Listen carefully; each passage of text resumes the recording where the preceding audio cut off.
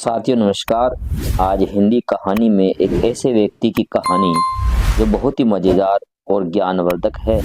आप अगर इस चैनल पर नए हो तो चैनल को सब्सक्राइब कीजिए। एक समय की बात है कि एक व्यक्ति बड़े स्वभाव के कारण ईर्ष्यालु बन गया था। जब भी वह किसी को देखता तो जलन होती। कई बार उसके मन में ऐसे विचार आते कि क्यों न मैं अपना ही नुकसान कर लूं। वो अपनी नुकसान करने के लिए तरह तरह की जगह जाता है।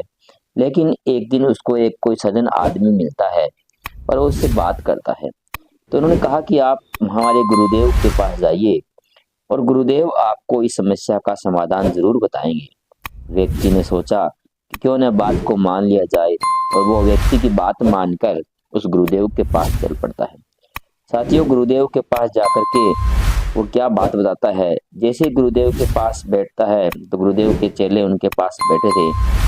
पूरी बातचीत उनसे होती है और किस प्रकार वो उन बात को गुरुदेव के सामने रखता है। गुरुदेव बड़े शांत स्वभाव के थे। उन्होंने कहा, एक बार आप मन से सोचिए और सोचने के बाद आपके मन में किस प्रकार का ध्यान जो है वो आता है, आप बताइए। आपको भेजा किसने?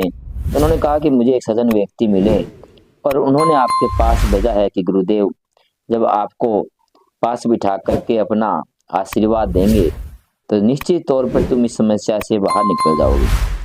और जो तुम्हारी समस्या है, जो तुम बार बार इस समस्या से हो, कभी आप मरने का सोचते हो, कभी आप कहीं पानी में डूबने का सोचते हो, गिरने का सोचते हो। ये जीवन बड़ा अनमोल है और आप इस जीवन को इस प्रकार से नष्ट नहीं कर सकते। आप अपने आप को काबू कीजिए। तो कहता है कि मैंने बहुत बार इसका अभ्यास किया, कसरत की, योग को अपनाया, लेकिन इस समस्या का समाधान नहीं मिला। मेरे अंदर बार बार वही सवाल आता है कि क्यों न मैं अपने आप को नष्ट कर दूं। किसी कुएं में गिर जाऊं, किसी फांसी पे लट जाऊं, लेकिन नहीं।